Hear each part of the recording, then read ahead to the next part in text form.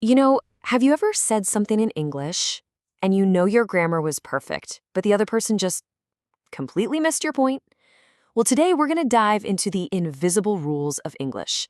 This is the stuff that's not in the grammar books, but it's absolutely essential for real, meaningful communication. Let's get into it. To show you exactly what I mean, let's start with a little story.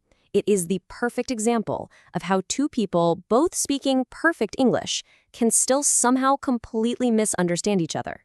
Okay, so picture this. Two American tourists are in the beautiful Scottish Highlands. They're looking around and they stop a local and they ask, "Is there a lot of history around here?"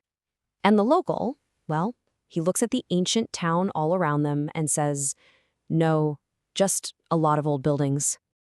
So what on earth happened there? The tourists, they weren't trying to start some deep philosophical debate. What they really meant was, hey, are there any interesting historical sites we can visit? But the local, he took their question literally. So what was said was definitely not what was meant. So really, what went wrong in that conversation? I mean, why did such a simple, everyday exchange completely fall apart? Well, the answer lies in understanding this hidden layer of language that we use all the time. And to solve this little puzzle, we need to learn how to decode that invisible meaning. And believe it or not, there's actually a name for this skill. It's the key that unlocks a much deeper level of understanding in any language you speak. And that key is called pragmatics. Simply put, pragmatics is the study of invisible meaning. It's all about how we figure out what someone really means, even when they don't spell it out for us. It's the study of what the speaker is trying to do with their words. Let's look at a super common example. Just imagine you're in a room, right? The window's open, it's a bit breezy, and your friend turns to you and says, "It's cold in here." Now, are they just giving you a weather report? Probably not.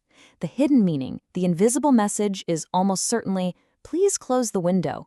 See? It's a perfect example of how a simple statement is actually an indirect request.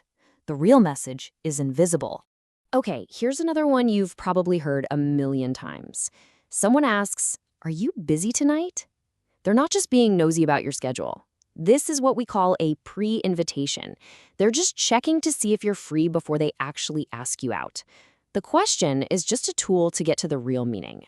So if words don't always mean what they literally say, how do we ever figure it all out? Well, the single most important clue is context. Let's take a look at just how powerful context can be.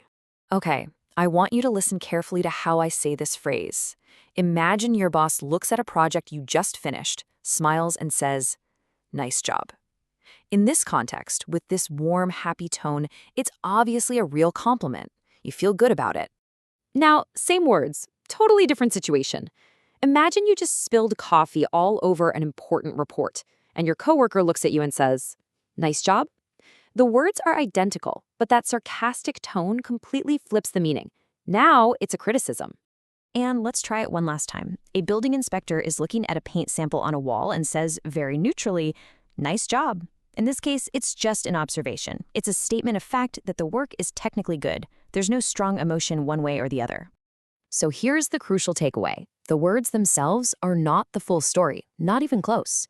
The real message comes from the context, the situation, the tone of voice, the relationship between the speakers. It's the context that truly creates the meaning. Now, beyond just the general context, there's another invisible layer we have to peel back, and that's the speaker's personal goal. What are they actually trying to achieve with the words they're choosing? This is all about their intention.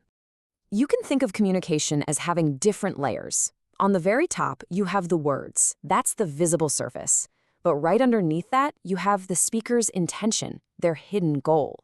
And supporting all of it at the very bottom are the assumptions and the shared knowledge between the people talking.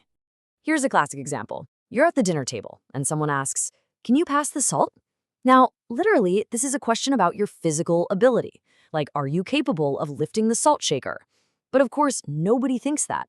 The speaker's real intention is just to make a polite request. "Please pass me the salt." Okay, your turn to play detective. Imagine your manager sees you walk into the office in the morning and says, "You're early today." What could that really mean? Just take a second and think about the possibilities. Well, depending on the context, it could mean any of these things. If your manager is just glancing at the clock, it might be a simple fact. If they look really surprised, it's probably just an expression of that feeling. But if they say it with a certain kind of tone, it could be a subtle criticism, implying that you're usually late. The true meaning depends entirely on your shared history and the context of that specific moment. All right, let's pull all of this together.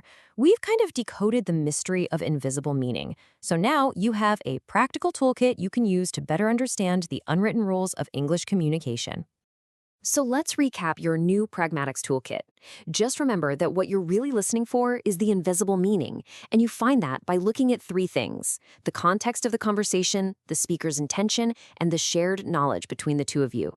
And when you really master these three keys, you honestly gain a kind of communication superpower. You stop just translating words in your head and you start actually decoding what people truly mean. And that, right there, is the difference between simply speaking English and truly connecting with people. So I'll leave you with a final thought. When was the last time you noticed invisible meaning in your own life? Think about a time someone said, "I'm fine," but you just knew they weren't. Or when a really simple question seemed to hold a much deeper meaning. That's pragmatics at work, every single day.